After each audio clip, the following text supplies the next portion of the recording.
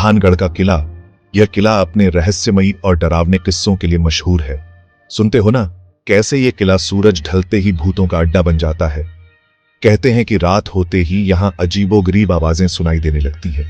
सरकार ने तो यहां तक चेतावनी बोर्ड लगवा रखा है, सूर्यास्त के बाद प्रवेश वर्जित है। यह चेतावनी अपने आप में बहुत कुछ कहती है। मतलब साफ है बॉस, यहां कुछ तो गड़बड़ है। लोग यहां आने से डरते हैं और जो आते हैं वे भी सूरज ढलने से पहले ही लौट जाते हैं। लोग कहते हैं कि यहां एक तांत्रिक का श्राप है जिसने पूरे राज्य को तबाह कर दिया। उस तांत्रिक की शक्तियों का प्रभाव आज भी महसूस किया जा सकता है और अब उसकी आत्मा रात को किले में भटकती है, किसी को अंदर नहीं जाने देती।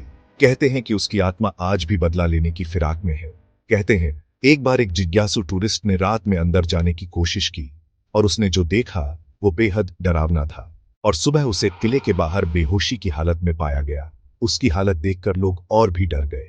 वो बेचारा इतना डर गया था कि उसने फिर कभी मुंह नहीं खोला। उसकी कहानी सुनकर लोग और भी सतर्क हो गए।